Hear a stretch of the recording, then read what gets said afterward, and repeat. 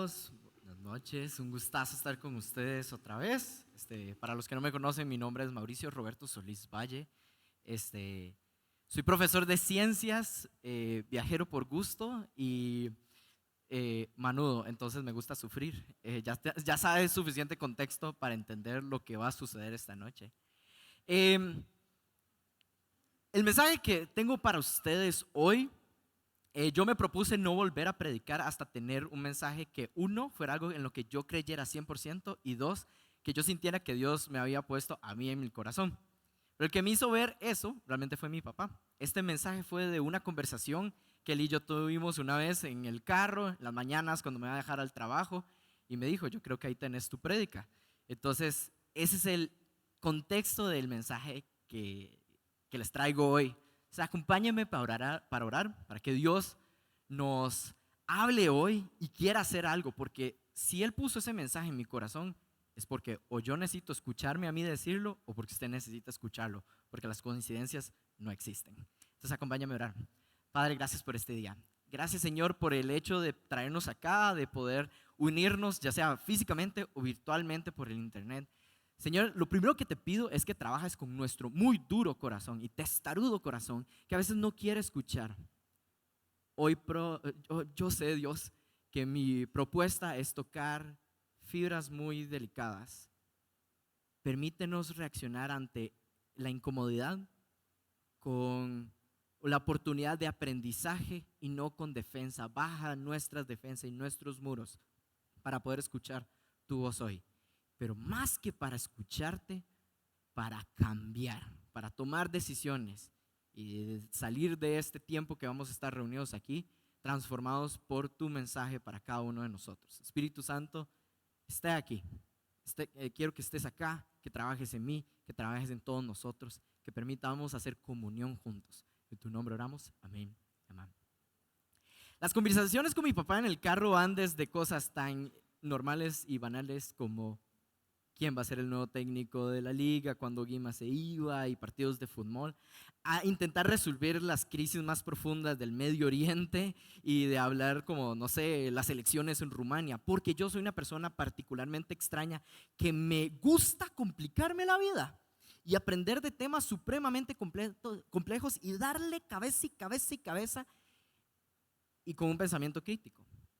Le echo la culpa a mis papás por la crianza que nos dieron a mis hermanas y a mí, y a Dios por darme el don de la duda, porque yo lo veo como un don. Y yo le hablaba a mi papá de que hay un mundo supremamente polarizado. Vivimos en un mundo polarizado y el tema salía porque ahorita se vienen campañas políticas, estamos en año político. Y la propuesta más fuerte en este momento en todo el mundo es: para ganar una campaña política lo que hay que lograr es dividir. No es en vano que está la famosa frase: divide y vencerás. Y vivimos en un mundo en donde en todo lado hay conflictos y cada vez más polarizados. Entre más extremos, más manipulables somos. Más fácil es de que la gente que genera esas divisiones tenga más poder. Y entre todos estos ejemplos que hablaba con mi papá, de los que pueden haber, siempre mi punto de mayor crítica es la iglesia. Mi papá sabe que yo soy de los críticos más fuertes de la iglesia, de la cristiandad. Y yo le decía a mi papá que me siento un poco como cansado de ver en esta guerra cultural que le han llamado a la iglesia peleando, pero con una posición supremamente violenta, a la defensiva. Y lo veía en todo lado y con una narrativa súper victimizante al cristianismo. Nos persiguen, nos odian, nos censura por todo lado, en todo momento. Estoy un poco cansado de que todos los talleres, todas las cosas, liderazgos, siempre está el tema de contracultura. Ir y que el mensaje sea supremamente predecible y que el mensaje siga siendo la misma como posición de la iglesia que ha sido los últimos 70 años. Y no escuchar nada realmente contracultural profundo, como que nos quedamos en una capa superficial. Y yo uso este ejemplo súper gráfico. Yo les digo, yo siento que la iglesia es como el Quijote, peleando contra gigantes que me parece que son solo molinos. perdidos. Yo siento que hay una desconexión entre la iglesia y la realidad. Pero yo entiendo, porque me meto a redes sociales y veo lo que postean los cristianos. Y sí, hablo de ustedes. No me tengan en redes sociales, porque yo hago lo que uno nunca debería hacer, es meterme a sus posteos y realmente leerlos y juzgarlos a veces. Perdón, confieso. Y me sorprende la cantidad de violencia de parte del mundo cristiano en redes sociales. Un juicio, una capacidad para golpear no el argumento, sino a la persona. Yo digo, ¿qué está pasando? Y otra vez, las redes sociales no ayudan. Y entonces los medios de comunicación cristianos, también bien amarillistas, he visto que últimamente posteaban un montón de noticias de genocidios cristianos en el mundo. Yo, que ya dije, soy profesor de ciencias, vengo del mundo académico. Yo no me puedo quedar con una noticia así y no investigar. Entonces yo sí me meto y veo las fuentes. Y empiezo a ver a las fuentes y yo ya, no sé, ya tienen ciertas marcas de ciertos patrones que uno dice, no es una fuente confiable. Pero igual entonces me meto a buscar, había un genocidio cristiano en Siria. Y yo, wow, ok. El conflicto en Siria me interesa bastante, súper peculiar. Y honestamente, tristemente, si yo tuviera que apostar, yo hubiera dicho, hay un genocidio de la población kurda probablemente. Pero los cristianos en Siria como que no eran el target, ¿por qué de la nada? Y que hay un genocidio en Nigeria cristianos. Entonces yo me meto a ver. Ambas conclusiones de mi investigación no estaba sucediendo eso. Hay crisis, hay situaciones terribles en estos países, hay matanzas. Y en Nigeria es prohibido ser cristiano. Sí, es cierto. Pero el concepto de genocidio no era. Y entonces me da chicha. ¿Por qué inventar historias? ¿Por qué tener que generar narrativas en donde nosotros somos la víctima? Hago esta pregunta retórica porque sé que la respuesta es manipulación. Nos quieren polarizar y alejar tanto de el otro para que no nos duela cuando algo le suceda a ese otro. Pensaba en una frase, que no sé si ya lo pusieron por ahí, ¿no? Y es que muchos cristianos se sienten perseguidos hoy. Entiendo esa parte. Con razón en la parte oriental del planeta, pero en el occidente también pasa y lo entiendo. Pero lo que me parece es que no podemos entender el presente de lo que está pasando sin confesar nuestro pasado. Porque cuando veo estas narrativas, hasta este rapero, Redimidos, creo eso, no me acuerdo cuál, tiene una canción que es súper victimizante del cristianismo actual, ¿verdad? Y cuando yo veo esas posiciones, voy a decir una palabra muy fuerte, me parece que es un argumento muy ignorante. No lo digo ignorante en tonto, sino ignorante en literal ignorar. Por dos razones: completo desconocimiento o, por la otra opción, olvidarse del pasado, lo cual es peligrosísimo. Entonces, cuando yo me doy cuenta de estas como narrativas, me recuerda dos posiciones que podríamos tomar en este momento, en que sí, vivimos crisis, vivimos momentos complicados de tensión, es cierto. Pero yo creo que hay dos posiciones. Una, que es la que siento que está en la población mayoritaria de evangélicos, y es lamentarnos por el presente y añorar un pasado que no sé cuál pasado están hablando. Y me recuerda a Efesios. Efesios nos da un consejo, si esa es nuestra postura, nos dice, Eclesiastés 7:10 dice: nunca preguntes por qué todo tiempo pasado fue mejor, pues no es de sabios hacer tales preguntas. ¿Cuál pasado? Si siempre han habido crisis, si siempre han habido problemas, nada más cambia la cara del problema. ¿Cuál momento? ¿Por qué quedarnos en el pasado? Sino más bien enfrentar el presente, reconociendo que la crisis en la que estamos ahorita tiene nombre y apellido y nosotros estamos en esa lista. Mi posición, mi postura y mi propuesta para ustedes hoy es ser más como Nehemías. Esa es una sección, vamos a hablar más de ese pasaje. Pero en Nehemías 1:6 empieza una historia en donde Nehemías regresa del exilio y se encuentra a un pueblo destruido, las murallas abajo y el templo destruido. Y en vez de decir, ay, antes el tiempo era mejor, o empezar a culpar a aquellos que destruyeron su templo, empieza con una oración, y ahorita les doy una sección, luego la verán en más grande, pero lo primero que Nehemías hace es: confieso los pecados que nosotros los israelitas, incluidos mi familia y yo, hemos cometido contra ti. Nehemías se acuerda de la historia. Nehemías no fue el causante de que el pueblo de Israel terminara en el exilio. Nehemías no fue el culpable de que destruyeran las murallas y destruyeran el templo.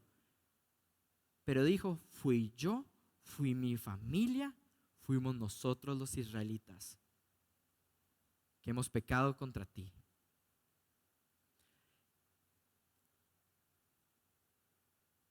Yo creo que estamos intentando resolver un conflicto por medio del pleito sin dar cuenta que hay un momento importante que hay que hacer. Porque antes de sanar o amar bien al otro, debemos confesar la verdad y entender la historia de cómo llegamos aquí. Sin conciencia histórica, repetimos los errores del pasado. Así que lo que voy a hacer, yo sé que es mi visión, y usted podría no estar de acuerdo con las siguientes historias que les voy a contar. Y sé que podrían suceder dos reacciones: que usted esté en contra porque tiene argumentos contra eso y podemos debatir. Perfecto. Yo estoy 100% consciente que soy un sujeto subjetivo y que a mí se me puede debatir todo, totalmente permitido. Pero la otra opción es que usted le incomode sin ningún argumento, solo porque toca fibras sensibles e incómodas. Y si ese es el caso, le digo: retenga ese sentimiento, que lo vamos a necesitar hoy. Porque así, igual que en el doctor, a veces hay que tocar esa parte que duele para poder operar y sanar. Pero estoy consciente que hay una tercera reacción que me preocupa profundamente. Y es que a continuación le voy a compartir varios hechos históricos. Y si ninguno produce absolutamente nada en usted, me preocupa profundamente su corazón. Si es así, si después de esta sección nada se ha tocado en su corazón, busque ayuda. Hay algo ahí muy peligroso, muy peligroso. Pero estoy confiado de que no hay nadie que va a caer en esa categoría hoy, así que todo bien. Yo soy profe Mao en los bajos mundos de la educación, pero soy profe de ciencias. Por un momento, permítame ser un profe de historia y le voy a contar un poco de la historia del cristianismo en el poder político. El cristianismo en el poder político es una historia muy vieja. Llevamos siglos en el poder y seguimos todavía, aunque no lo crea, aunque estamos en periodo de transición. Pero voy a recolectar e intentar resumir muy rápido por lo menos 3 eventos muy grandes que los cristianos fuimos partícipes. Uno es el momento de las cruzadas, una guerra sin justificación alguna, completamente expansionismo europeo, con la justificación de recuperar la Tierra Santa, en donde hombres con cruces, en vez de llevar esperanza, lo que llevaron fue muerte a decenas de musulmanes, judíos y nuestros mismos propios primos, los cristianos ortodoxos. En esos tiempos, 200 años de poder, ver una cruz significaba la muerte para decenas de personas. Y no acabó ahí. Con la Inquisición hasta los 1800, básicamente la iglesia hizo una literal cacería de brujas a cualquier cosa que pareciera diferente, que no tuviera explicación y que no siguiera las normas de lo que la iglesia quería en ese tiempo. Bajo esas reglas quemamos libros, decenas de bibliotecas, perdimos información valiosísima que no va a recuperar. Y recuperamos un poco solo porque los árabes protegieron textos como la Odisea y la Ilíada. Quemamos mujeres por simplemente el hecho de ser estériles. Quemamos mujeres por simplemente no ser el estereotipo que la iglesia quería en ese momento. Y pusimos un estereotipo reforzado por la iglesia de una estructura machista.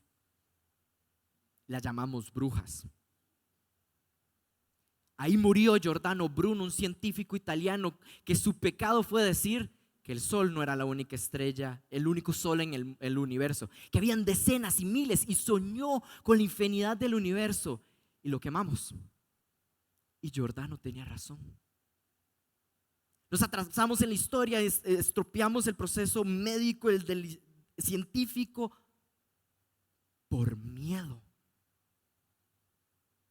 Y si nos acercamos un poquito más, empezó el expansionismo europeo por medio de los mares y llegaron a África, América y Asia.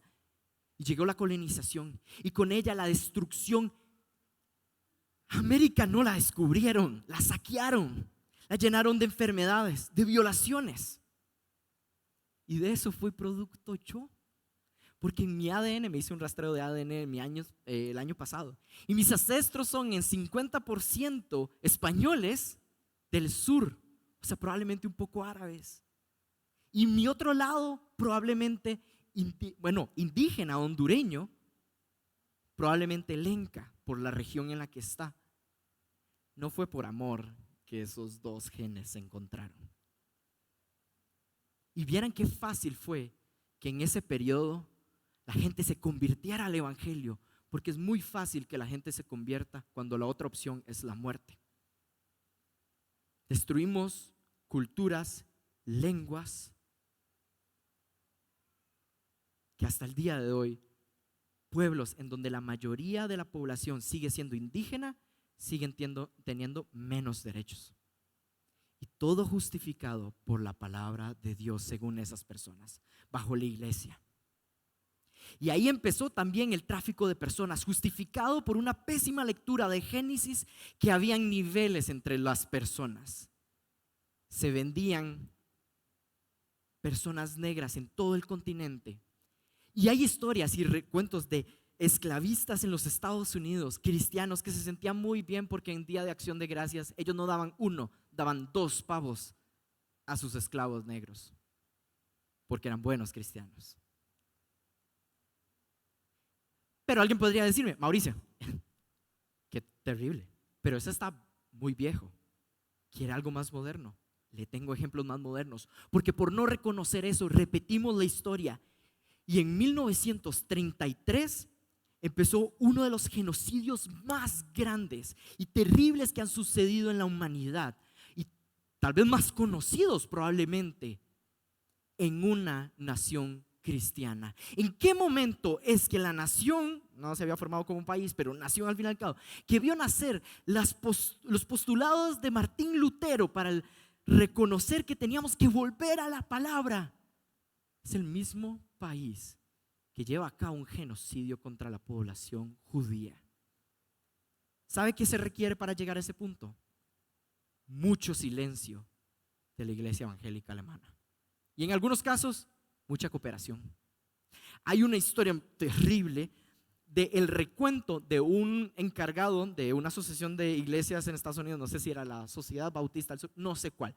Va a Alemania, regresa y da su informe. ¿Y sabe cómo describe a Alemania? Como una sociedad completamente ordenada, que acata la ley, en donde se ve que la inmoralidad no se vive en las calles, se ha controlado mucho.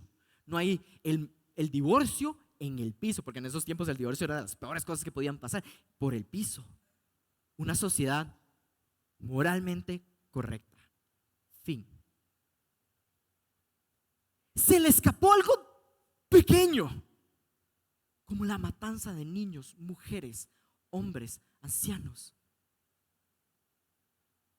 por su herencia. Y alguien dice: eso es Europa. En América también tenemos un pasado oscuro, muy cercano, porque durante la época de los 80s empezó un movimiento carismático en la Iglesia Católica bajo la teología de la liberación, de línea muy de izquierda.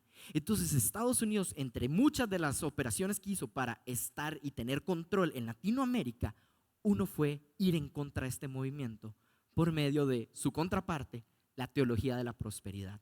Y en la época de los 70s, 80 empezó a haber un gran crecimiento de iglesias neopentecostales que predicaban este estilo por medio de la televisión y la radio, para difundir ideas completamente capitalistas e individualistas, para que la persona y la espiritualidad de la persona estuviera centrada en ellos, en mejorar, en prosperar ellos, para decidir de la colectividad, ir en contra de estos movimientos, pero a la vez también para que ganaran poder político y para que apoyaran golpes de estados militares de extrema derecha. Y usted me dice, ¿eso no pasó? Le invito a leer cualquiera de esos 3 informes.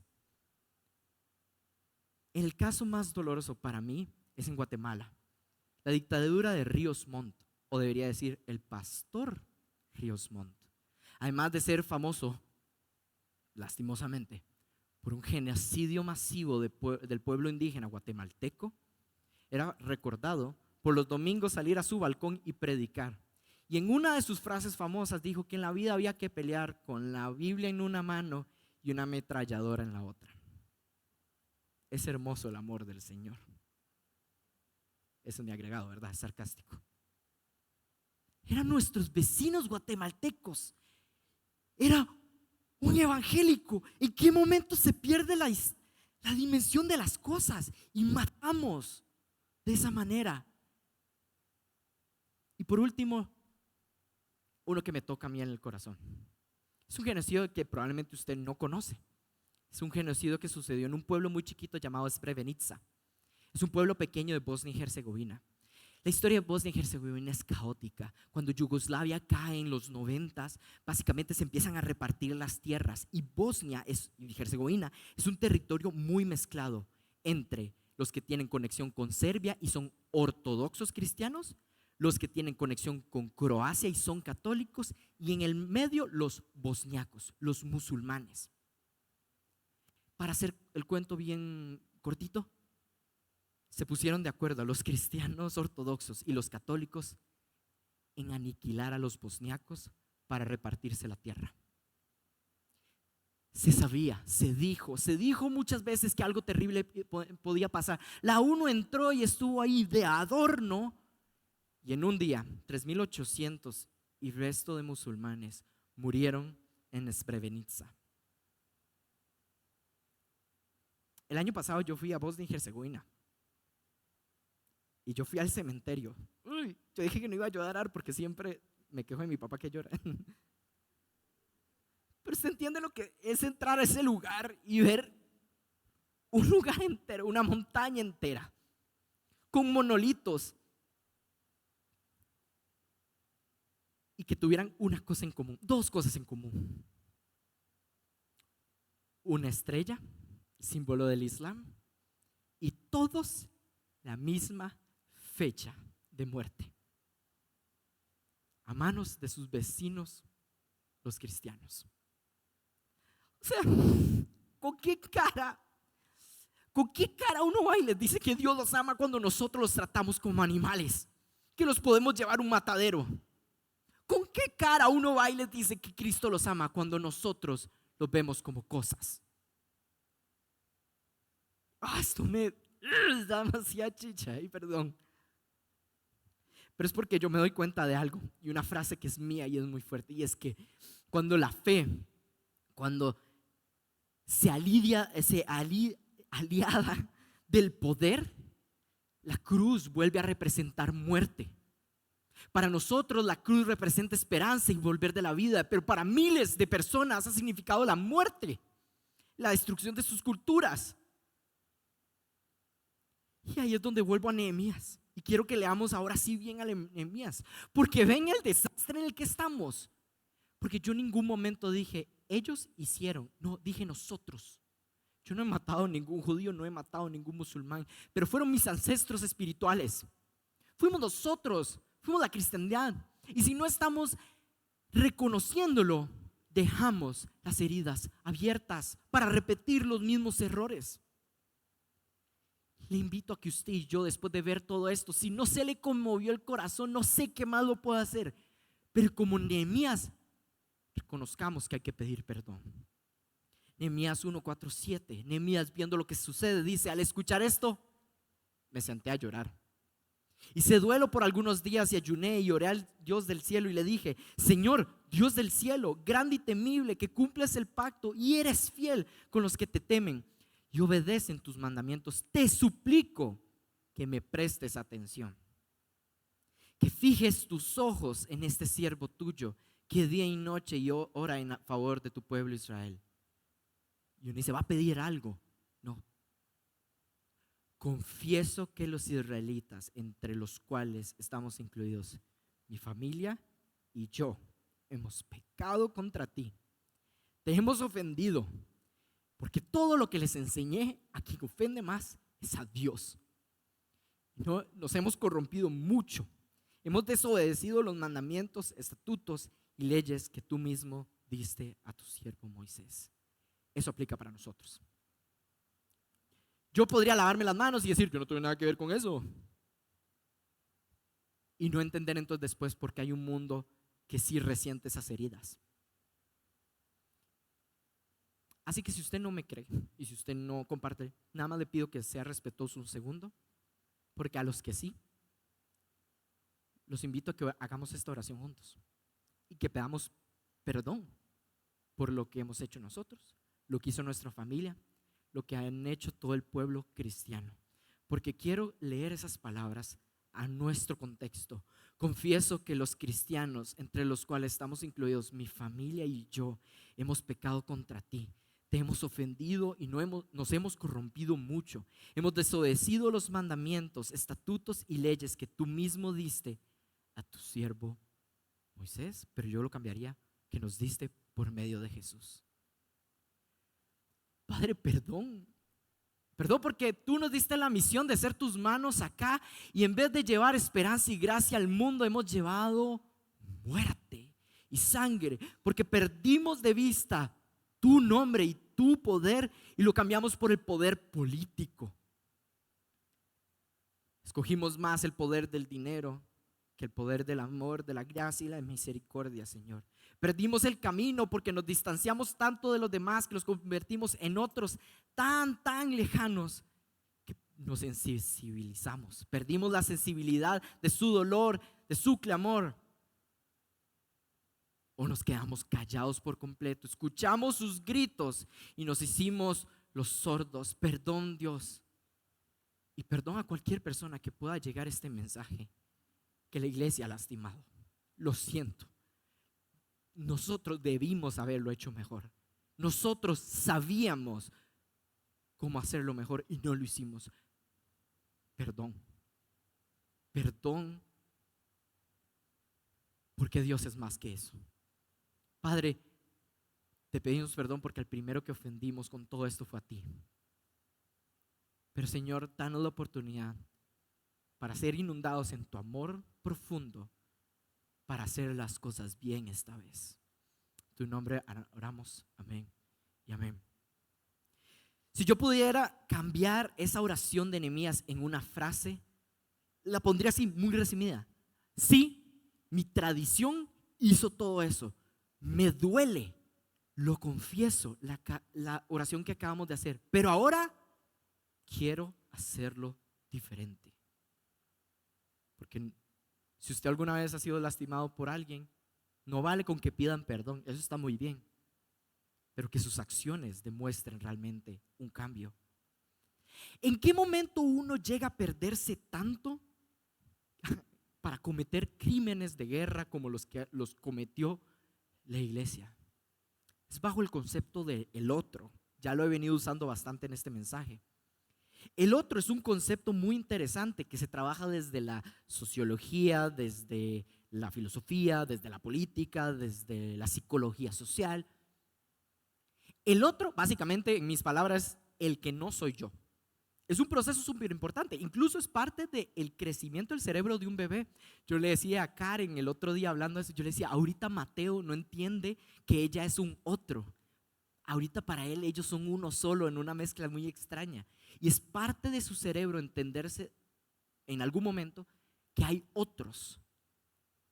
Una definición de el otro más académica es: el otro es el individuo o grupo que se percibe como diferente o ajeno a la identidad dominante y cuya alteridad, o sea, esa diferencia es realmente construida socialmente para marcar límites, para justificar, recuerda esa palabra, jerarquías o excluir.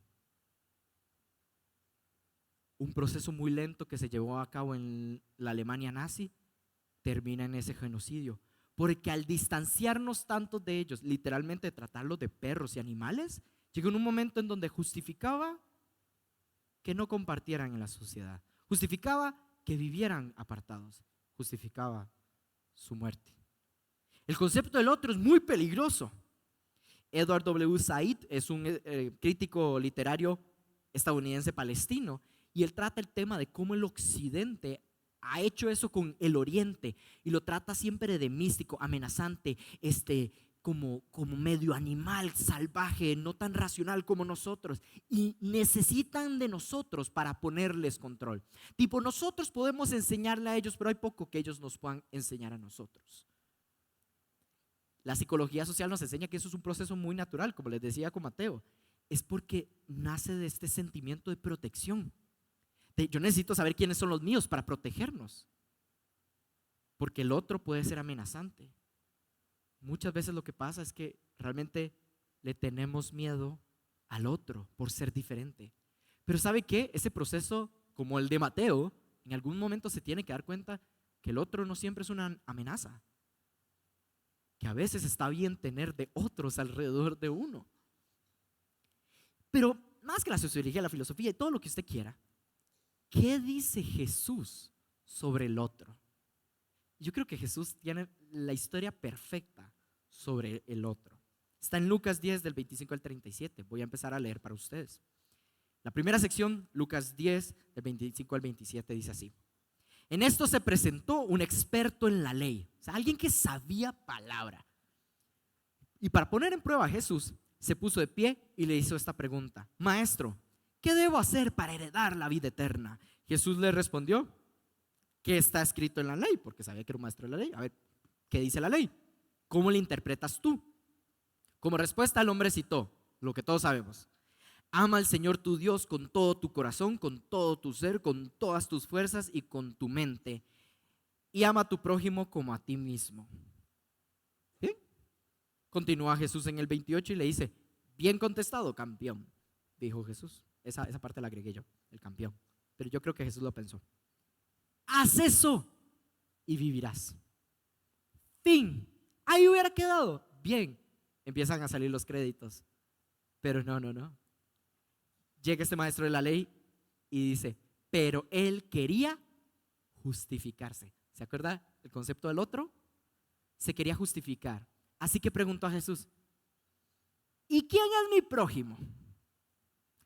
Porque lo que está haciendo, prójimo viene de vecino, el que está el cercano. Él está preguntando: ¿hasta dónde está el límite? ¿Hasta dónde llega mi cerca que incluye a los míos? Para poder excluir de esa regla al otro. Jesús lo sabía muy bien. Y entonces Jesús le responde con una parábola muy famosa. Empieza en Lucas 10, 30. Jesús respondió: bajaba un hombre de Jerusalén a Jericó y cayó en manos de unos ladrones. Le quitaron la ropa, lo golpearon, se fueron dejándolo medio muerto. Resulta que viajaba por el mismo camino un sacerdote, quien al verlo se desvió y siguió de largo. Así también llegó a aquel lugar un levita y al verlo se desvió y siguió de largo. Pero un samaritano que iba de viaje llegó a donde estaba el hombre y viéndolo se compadeció de él. Pausa para que usted entienda qué está pasando aquí. El otro de la sociedad judía era el samaritano. Había un conflicto histórico que no me da el tiempo, pero básicamente ellos habían sido parte del mismo pueblo. Cuando fueron conquistados por otro imperio, se mezclaron con ellos, empezaron a tener otras tradiciones, adoraban en otro templo, y entonces había un pleito enorme por eso, como una traición tan profunda que los judíos no se lo perdonaban. Y entonces los veían como asquerosos, literalmente como sucios. Eran malos, eran peligrosos, eran sucios. Usted no se acercaba, no le tocaba, no le dirigía la palabra a un samaritano. ¿Para qué? Jamás. Jesús pudo incluso contar la historia como la del buen judío que se compadeció de un samaritano. Pero no. Jesús cuenta la historia de un hombre que en un acto de injusticia, el sacerdote, el que era puro, el que era considerado puro, lo vio. No es que no lo vio y le dijo: si sabe contar, no cuente conmigo, y se fue. El levita, el que sabía palabra, ley, sabía, le dijo: sayonara. El sucio, el peligroso, el otro se acercó. ¿Se acuerda qué significa prójimo? Proximidad. Se acercó y se compadeció de él. ¿Y qué fue esa compasión? Fue pequeño. Vea la siguiente parte de la historia. Dice: se acercó, le curó las heridas con vino y aceite, se las vendó, luego lo montó sobre su propia cabalgadura, lo llevó a un alojamiento y lo cuidó. Al día siguiente, o sea, ni siquiera fue día siguiente, sacó 2 monedas de plata y se las dio al dueño del alojamiento. Cuídemelo, le dijo, y lo que gaste usted de más, se lo pagaré yo cuando yo vuelva. Fin de la historia. Y Jesús le pregunta: ¿cuál de estos 3 piensas que demostró ser el prójimo del que cayó en manos de los ladrones? Por 1,000,000 de colones, ¿cuál cree que es la respuesta correcta? Claramente el maestro de la ley sabía la respuesta y le dijo: el que se compadeció de él. Contestó el experto de la ley: anda entonces y haz lo mismo. Jesús responde preguntas de una manera un poquito más como rara, ¿verdad? Es como: Jesús, nada más dime. Pero es que Jesús cambia la pregunta. La respuesta de Jesús la cambia. Jesús cambió el: bueno, ¿y quién es mi prójimo? A: ¿estoy yo siendo prójimo del otro? ¿Sabe cuándo deja de ser otro el prójimo? Cuando se convierte en prójimo el otro. Cuando me acerco, se vuelve prójimo. Y entonces, ¿qué le dice? Ve, haz lo mismo, vaya y acérquese, apiádase del otro. Esta fue una historia que fue una cachetada, porque no solo le está diciendo: nosotros, los buenos, los judíos, apiadémonos de los pobrecitos samaritanos. No, le está diciendo: incluso eso, del que usted no esperaba, en esta historia, ese que usted no esperaba, se apiadó de uno de nosotros.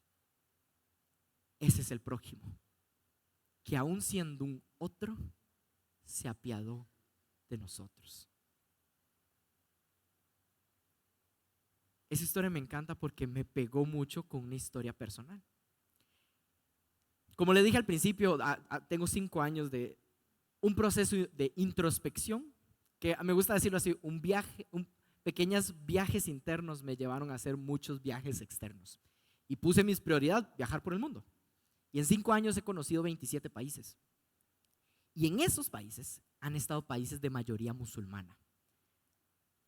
Antes de eso, para un Mauricio que nació en 1996 y que su infancia fue en el 2000, había un solo nombre para una persona musulmana. ¿Y usted sabe cuál es? Osama Bin Laden. No porque mis papás me lo inculcaran, porque la sociedad era así, porque la televisión me lo decía, y ese era mi patrón de un musulmán. Era Osama Bin Laden. Todos se ven así, hablan así, piensan así, y todos nos odian. Y yo nunca cuestioné eso. Y mis papás tampoco hicieron un esfuerzo porque yo tuviera otra versión. Y mi escuela tampoco lo hizo. Y la iglesia tampoco lo hizo. Nadie nunca lo hizo. Y sin darme cuenta, yo nunca lo cuestioné, y yo crecí diciendo: es así. Como muy en el subconsciente, no en algo presente, pero muy atrás. Visito mi primer país de mayoría musulmana, Albania, un país raro y precioso que me encanta. Y estoy en un pueblito llamado Girocastra, al cual voy y empieza a llover. Entonces, en lo que está lloviendo, voy y me meto. Está ya en la tarde y yo digo: voy y como y hago tiempo para que pare de llover. Entonces me meto en este restaurante que es una casa realmente. Cuando entro, veo a 3 personas: una adulta mayor, una señora, su esposo. Y cuando yo entro, esta sonrisa enorme. me atienden, me sientan, me dicen que mesita está mejor para que no se meta ahí como la lluvia.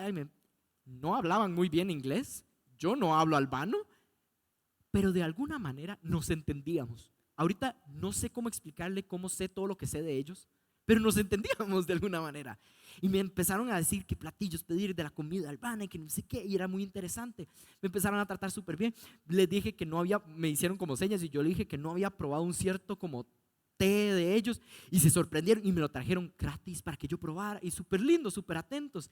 Llega otro grupo de extranjeros y lo que hacen es como lo sientan y nos unen y hacen grupo y empiezan a sacar revistas de fotos de cómo era Albania, porque antes de 1990 Albania vivía en una dictadura comunista peor que Corea del Norte actualmente, y entonces era súper cerrado. Este señor nos enseñaba sus fotos todo guapo con su traje de militar, bueno, tristemente, ¿verdad? Pero, o sea, sus fotos súper antiguas en la trinchera albana porque nadie podía salir del país. Y él a los 18 años lo único que estaba pensando es que quería plata para casarse con esta señora, que el papá de esta señora cocinaba muy bien. Y entonces todas estas historias que, vuelvo y repito, era como un juego de charadas. Era como si fuéramos una familia. Empezaron a sacar ropa tradicional para que nos la probáramos y lo viéramos cómo era la ropa tradicional albana y todo.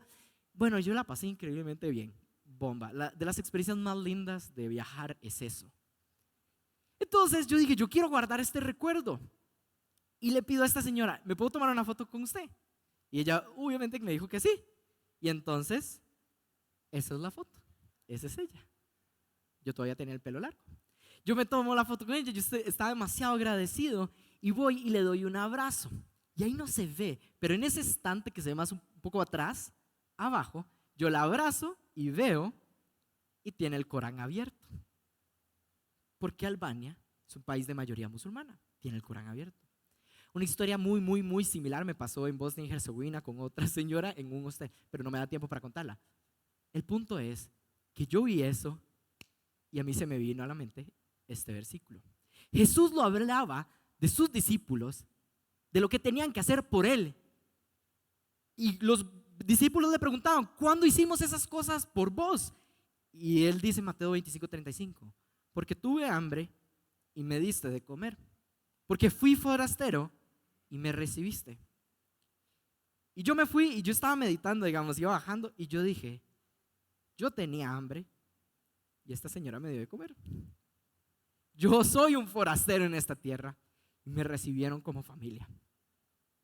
Y yo ahí me sentí muy mal conmigo mismo, porque yo dije, ¿por qué por tanto tiempo yo tuve una imagen tan fea de gente tan hermosa? Y yo hice una promesa ahí. Yo dije, nunca más Osama Bin Laden es la imagen de un musulmán para mí. Yo prefiero pensar en ella y en su familia hermosa, en un montón de personas que he conocido, en ahora mi estudiante en el colegio que es musulmana. Yo le hago preguntas para entender su cultura, porque sabe que cuando uno comparte, el otro se convierte en prójimo. Y uno se da cuenta que el amor es fácil de transmitir cuando nos conocemos, cuando perdemos el miedo. Yo sería un gran hipócrita si le dijera y le enseñara toda la historia oscura del cristianismo y decirle, no hay buenas historias. Porque las historias malas también tengo la versión de cómo se ve cuando nosotros tratamos al otro como prójimo. Es cuando el cristianismo no actúa en el poder humano, sino en el poder del amor. ¿Se acuerda cómo la primera historia le dije que una Cruz Roja llevó muerte a miles de personas? Un grupo de hombres de Ginebra, Suiza, empiezan un grupo para atender heridos. Le llamaron la Cruz Roja. La historia sale de que uno de estos hombres viaja a Italia y estaban en guerra, en una batalla, no sé, y habían un montón de heridos en el pueblo. Y él con algunos del pueblo fueron y atendieron a las personas. Pero claramente salía la pregunta de ¿cómo sabemos si son de los nuestros o de los otros? Y que él empezó a escuchar una frase que se repetía en italiano, perdón en mi italiano, pero era como tutti fratelli. Tutti fratelli significa todos son hermanos. Y de ahí nació uno de los postulados de la Cruz Roja. Este señor se regresa, vuelve a su grupo, que era su grupo evangélico y les dice: Dios me está poniendo en el corazón hacer esto, atender a las personas heridas de guerra sin importar su bando. Y así empezó la Cruz Roja. La Cruz Roja se extendió tanto que al punto de hoy está en casi todo el mundo. Pero cuando llegó al Medio Oriente, llevar una Cruz Roja abría las heridas del pasado. Pero ellos entendían eso. Y entonces quisieron decir: nos quieren censurar, no nos quieren dejar entrar. No, ellos entendieron que había una historia de dolor causada por ellos también, por sus ancestros. Y lo que hicieron fue cambiar la imagen. El nombre mundial de la Cruz Roja es realmente la organización de la Cruz Roja y la Media Luna Roja. Ese es el símbolo que se utiliza en la Cruz Roja en los países del Medio Oriente, los países árabes. Dato curioso por si usted no sabía. Pero ve cómo se pudo transformar una Cruz Roja de muerte a una Cruz Roja que da vida cuando realmente actuamos con amor. ¿Se acuerda cómo le dije que muchos cristianos quisieron justificar el racismo y el tráfico de personas negras, la venta de esclavos por medio de la Biblia? Pues hubo un hombre que por la Biblia en el parlamento inglés dijo que estaba mal, que la Biblia enseñaba que todos éramos iguales y que no había hombre sobre otro hombre. Es William Wilberforce, el primer miembro del parlamento en proponer la abolición de la esclavitud en el Reino Unido. Y gracias a él empezaron a hacer todo el proceso para que legalmente fuera ilegal tener esclavos en el Reino Unido. Y no sé si usted sabía, pero el sistema moderno de orfanatos e hospitales nació por grupos cristianos que dijeron y se tomaron muy en serio eso de cuidar al enfermo. Y un hombre, apellido Müller, alemán, viaja y vive en Londres, en Inglaterra, pobre, pero con un corazón por los niños huérfanos. Y él dice: yo voy a hacer una casa que cuide de los niños sin casa, sin plata, a pura providencia del Señor. Empezó con uno de 30, luego pasó uno de 60, llegó uno de 80 niños, a uno de 200 niños, y el último orfanato que abrió, 300 niños, sin plata. Y ese señor dice: parte de lo que yo hago y la razón por la que nunca acepté plata es porque para mí esto es un testimonio para los niños del amor que Dios tiene con ellos, pero para los no creyentes de que mi Dios es verdadero.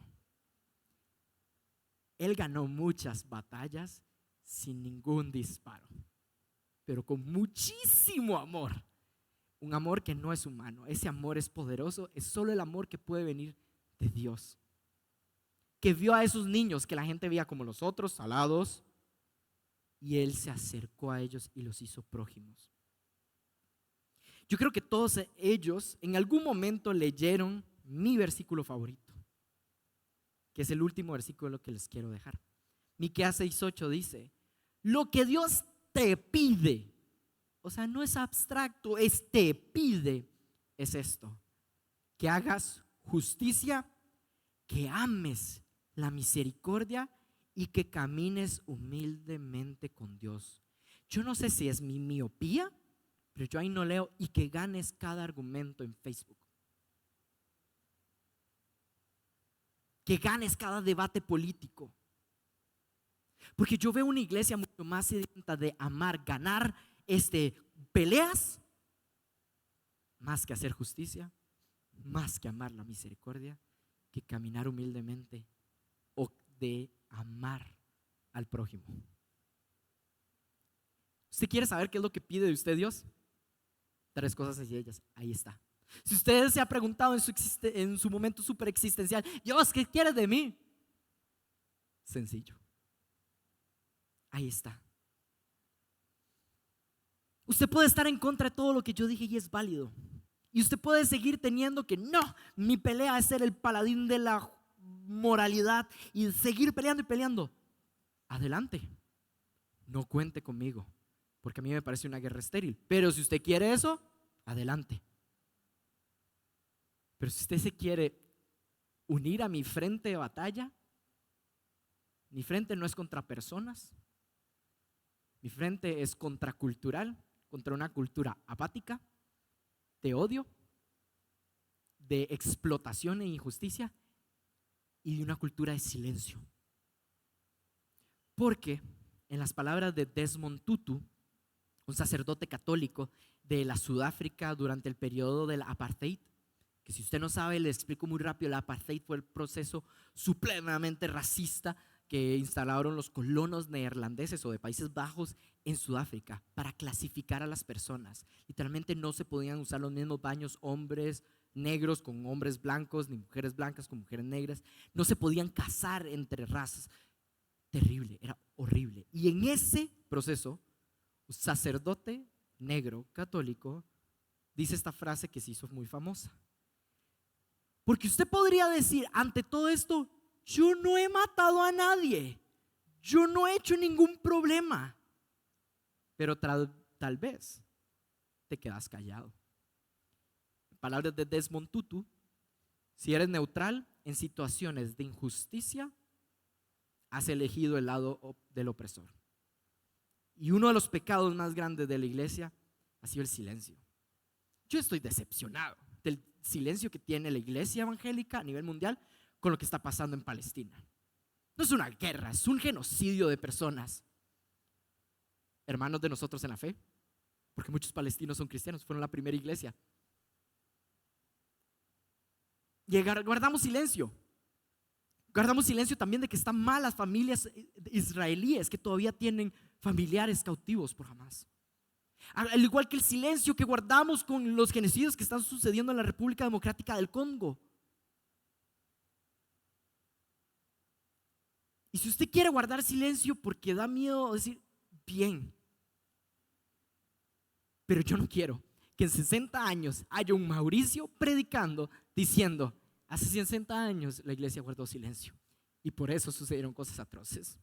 Yo no voy a guardar silencio, yo no voy a cargar ese peso moral en mis espaldas, mientras hoy la causa de muerte más frecuente de un niño es el Estado de Israel. Eso no está bien, está manipulando gente. ¿Y cómo hacemos? ¿Y cómo hacemos? Pero ¿sabe qué? Usted dice, eso está muy lejano, podría decir, no me importa el Medio Oriente. Ok, ¿y lo que pasa aquí? ¿Y las comunidades que están indefensas aquí? ¿Y como la municipalidad de San José está tratando a los habitantes de calle?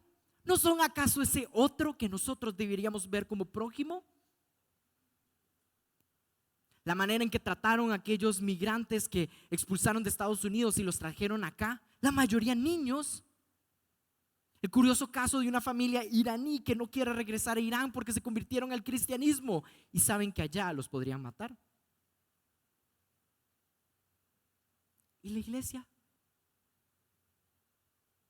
Pero también es vos en tu trabajo, en tu colegio, en tu universidad, en donde sea que estás, en tu familia. Estamos en una iglesia que realmente quiere buscar al prójimo y se extiende, porque mi temor es que la iglesia, el mundo evangélico se está aislando, está alejándose de todos, generando más otros y menos prójimos.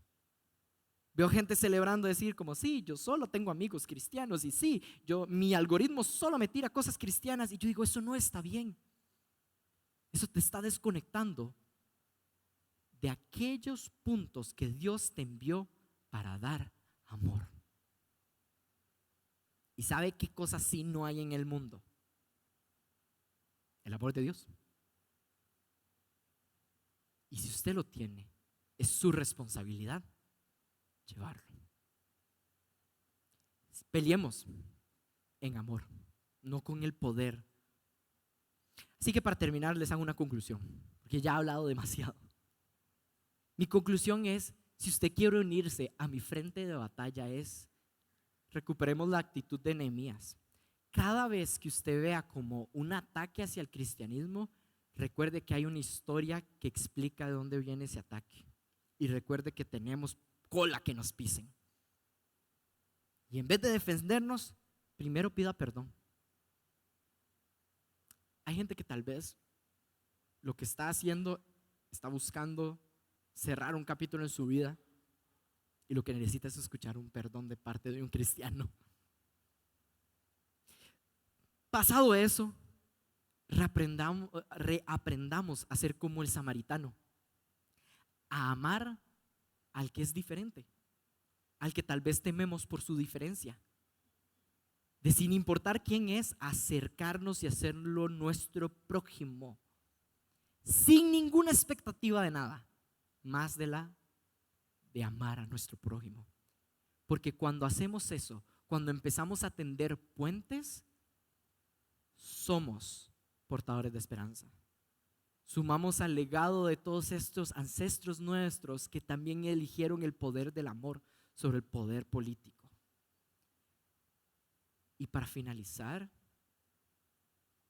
que cuando sea así, la cruz vuelva a significar esperanza para este mundo y no más muerte.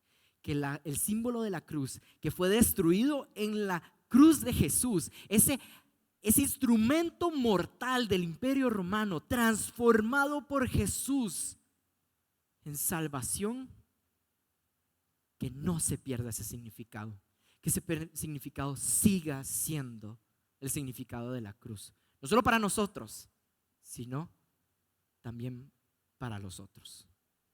Oramos. Padre, con un corazón honesto, yo que no sé de muchas cosas y que imperfecto soy, pero sí conozco una cosa que es perfecta y es tu amor. Señor, lo único que te pido en esta vida es que nos veas con gracia y misericordia, con un corazón humilde que reconoce que hemos fallado muchísimas veces, que la cristiandad perdió su camino hace muchísimo tiempo, que nos hemos preocupado más por asistencias a iglesias, por shows y por mantener gente, por el activismo, nos hemos preocupado por el poder, nos hemos preocupado y se nos olvidó amar al prójimo, ser un buen vecino, Señor. Que la gente nos conozca no por ser el dedo que señala en la sociedad, sino ser esa mano que brinda amor y esperanza. Que nos reconozcan no por el juicio, que nos reconozcan por la misericordia radical. Padre, hoy, como Nehemías, pedimos perdón otra vez. Perdona a nuestra familia. Nuestra familia a veces es disfuncional. Perdónanos, Señor. A veces somos un poco brutos, sí. Pero tú eres el que perfecciona todo. Danos la oportunidad de amar. Padre, permítenos ser luz en nuestros trabajos. Luz no quiere decir solo que vamos a señalar la inmoral. No, ser luz de que lleva amor, que lleva la mano, que lleva paciencia, que lleva el brazo que escucha. Señor, transforma y por favor te pido que le dé la oportunidad a cada una de las personas acá que tengan esa experiencia que tú me diste a mí, de conocer al otro de primera mano. Que ese otro se convierta en amigo. Que ese otro se convierta en un prójimo. Ese otro no quiere decir que se va a volver como nosotros. Seguirá siendo diferente. Pero permítenos, Señor, amar en medio de la diferencia. Permítenos ser buenos cristianos, buenos samaritanos. Padre, hoy es un buen momento para empezar de nuevo. Porque si queremos hacer bien las cosas, este es un espacio perfecto para querer reiniciar, Señor. Principio de mes, en donde reconocemos que si vamos a realmente traer esperanza a este mundo, tenemos que reconocer que hay heridas causadas por nosotros. Lo primero, Señor, las reconocemos. Es nuestra culpa, nos duelen. Sánalas, porque solo tú puedes sanar esas heridas, Señor.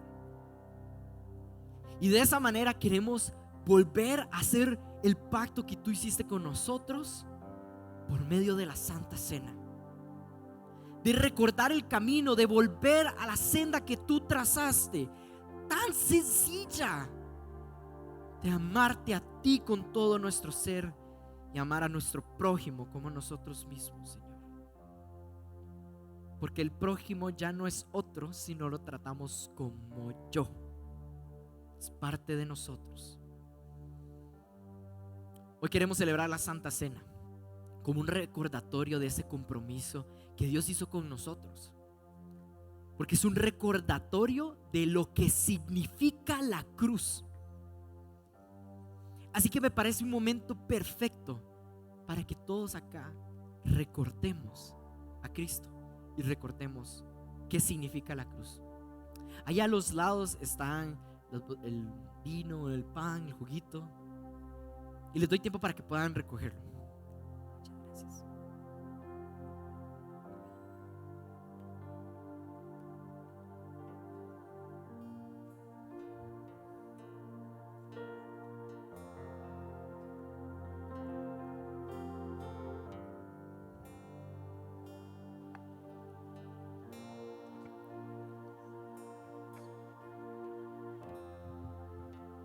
La historia humana está llena de dolor.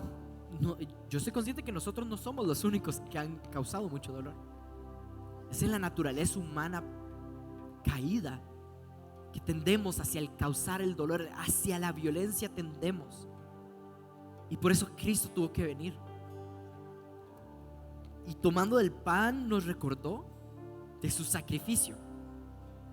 Alguien tiene que morir. Porque en este ciclo eterno de venganza y de ojo por ojo nunca vamos a salir.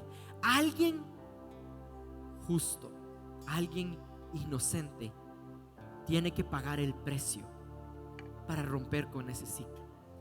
Jesús, Dios mismo, se hizo hombre para morir en la cruz, sufrir todo y romper por una el significado que tenía la cruz. El significado de muerte y de fin. Y así como comemos del pan y destruimos el pan con nuestras muelas, recordemos que se ha destruido el significado de que la cruz es muerte. Te recordamos, Cristo, de que tu sacrificio fue suficiente, que su sacrificio cambia la historia, cambia el símbolo y rompe este círculo vicioso de injusticias, de nuestra tendencia a la violencia. Tú pagaste el precio y lo recordamos con el pan. Pueden comer del pan. Jesús, no hay nadie como tú. Los cielos cuentan de tu majestad. Cuán grande es tu bondad, Jesús. No hay nadie como tú. La tierra se estremece al mencionar tu nombre sin igual, Jesús. Pero no servía, no quedaba con el destruir el símbolo, era darle un nuevo significado. Y Jesús tomó una copa de vino y les dijo: esta es mi sangre, que ha venido y ha sido derramada para limpiarlos a ustedes. No es para terminar ahí la historia y que vuelvan a hacer los mismos problemas. No, es para sanar y por medio de la sangre de Jesús curar todas esas heridas, para poder empezar de nuevo, para que la cruz nunca más signifique muerte, pero que ahora tenga un nuevo significado, y es vida y vida en abundancia. Y no tenemos que esperar a la muerte para vivir la eternidad. Es que el reino de los cielos está acá. Y ver a Dios es muy sencillo cuando vemos el amor de unos al otro, con ese amor que solo puede venir por Dios, de ese amor que viene por la cruz en la que nosotros creemos, aquella que nos dio salvación.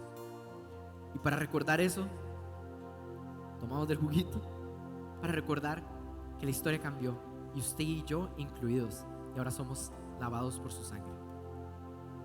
Poderoso eres tú. Tu gloria es por la eternidad, digno de adorar. Tú eres santo, Dios, poderoso eres tú. Tu gloria es por la eternidad. El poder de Dios es tan grande que es capaz de cambiar nuestro odio, nuestra indiferencia. Él es santo.